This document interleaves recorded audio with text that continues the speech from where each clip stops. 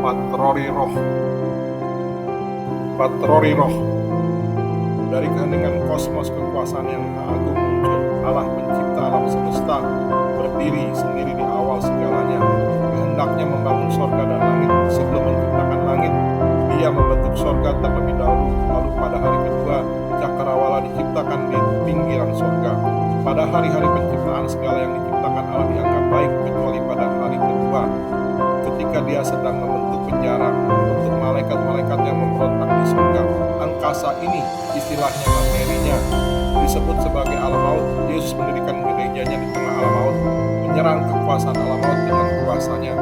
Allah mengutus anaknya untuk menghakimi iblis, menjatuhkan hukuman bagi pemberontak iblis. Penguasa angkasa berada dalam tahanan sementara di alam maut, tempat yang juga kita huni.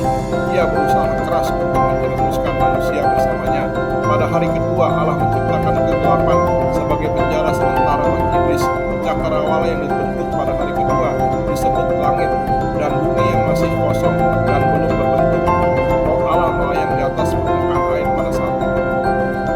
Roh Kudus sebagai salah satu pribadi Allah yang maha tinggi tidak berpatroli seperti satpam. Alam maut dijaga oleh keruk-keruk untuk mencegah malaikat-malaikatnya mencapai surga. Penerimaan Roh Kudus yang membawa kuasa merupakan kuasa para malaikat.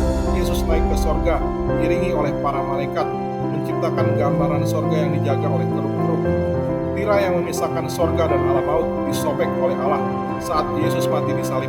Inilah pengorbanan yang menghapus dosa dan memperdamaikan Allah dengan manusia.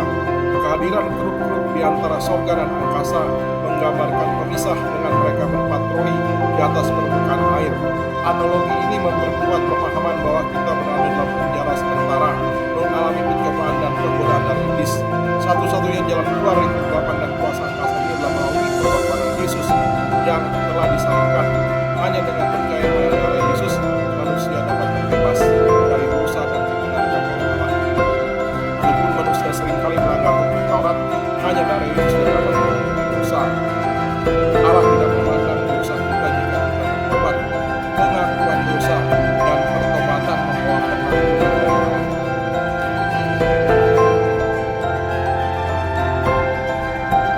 Kita tidak boleh tinggal selamanya di alam maut ini. Harus melintasi tirai melalui tubuh Yesus. Melalui kematian dan kebangkitan Yesus, kita menjadi satu dengannya dan dapat melintasi patroli roh. Mari kita membebaskan diri dengan tubuh dan darah Yesus yang membuka jalan melalui patroli roh, melintasi perbatasan antara sorga dan alam maut.